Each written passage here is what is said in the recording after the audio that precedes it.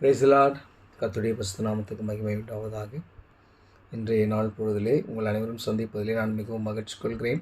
கர்த்தர் உங்களையும் உங்கள் குடும்பங்களையும் ஆசீர்வதித்து காக்க கடவர்.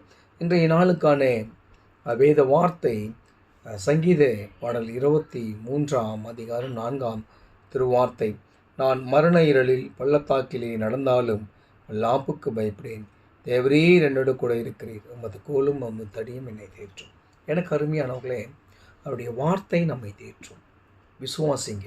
இந்த வேத வாக்கியங்கள், இந்த வார்த்தைகள் நம்மை தேற்றி, நம்மை ஆறுதல் படுத்தி, நம்மை அடுத்த கட்டத்திற்கு நம்மை கொண்டு செல்லுகிறதான ஒரு கோலும் தடியும் உடைய ஆண்டவர் நம்மோடு இருக்கிறார். நாம் என்னதான் பிரச்சனைகளில் சிக்கிக்கொண்டாலும், இல்லை சோர்வடைஞ்சு போயிருந்தாலும், இல்லை எனக்கு உடல்நிலை சரியில்லை, எங்கள் இது மாதிரி என்னுடைய ஊற்றார் உறவினர்கள்லாம் இப்படி இருக்கிறாங்க, உடல்நிலை சரியாமல் இருக்கிறாங்க, நம்ம தெரிந்தவர்கள் இப்படி உடல்நிலை பாதிக்கப்பட்டிருந்தாலும் கவலைப்படாதீங்க. மரணமே வந்தாலும் தேவரே என்னோடு கூட இருக்கிறீர்கள். அந்த விசுவாசத்தை உறுதியாக பற்றிக்கொள்ளுங்கள். எப்பேற்பட்ட சூழலாக இருந்தாலும் சரி, எப்பேற்பட்ட புயல் போல நம்முடைய வாழ்க்கையில் அநேக கஷ்ட நஷ்டங்கள் வந்தாலும் சரி, பயப்படாதீங்க. கர்த்தர் பெரிய காரியங்களை செய்வார்.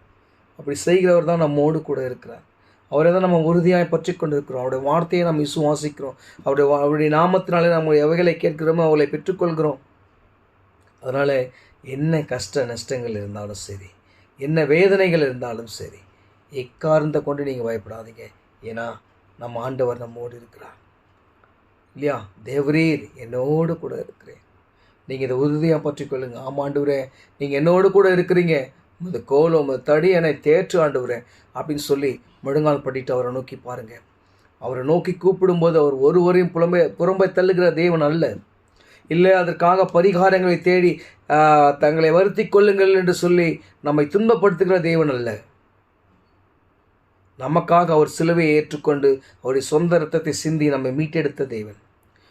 எல்லா அந்த துன்பத்தையும் அவர் ஏற்றுக்கொண்டார். நம்முடைய பாவங்களுக்காக, உலகத்தின் மக்களுடைய பாவங்களுக்காக, அனைத்து விதமான மக்களுடைய பாவங்களுக்காக அவர் அந்த கொடூரமான தண்டனையை ஏற்றுக்கொண்டு சிலுவையிலே அறையப்பட்டவராய் 3ஆம் நாளில் உயிர் தெழுந்து இன்றளவும் நமக்காக பிதாவினிடத்தில் பரிந்து பேசிக் கொண்டிருக்கிறார். விசுவாசிங்க. அப்பேற்பட்ட கடவுளை நாம் என்ன பண்ணியிருக்கிறோம்? சொந்த இரட்சகராக நாம் அவருடைய பிள்ளைகளாக நாம் பாவித்து அவருடைய சமூகத்தில் நாம் நின்று கொண்டிருக்கிறோம். நீங்கள் இப்போ கவலைப்படாதீங்க. கர்த்தர் உங்களுக்காக யுத்தம் பண்ணுவார்.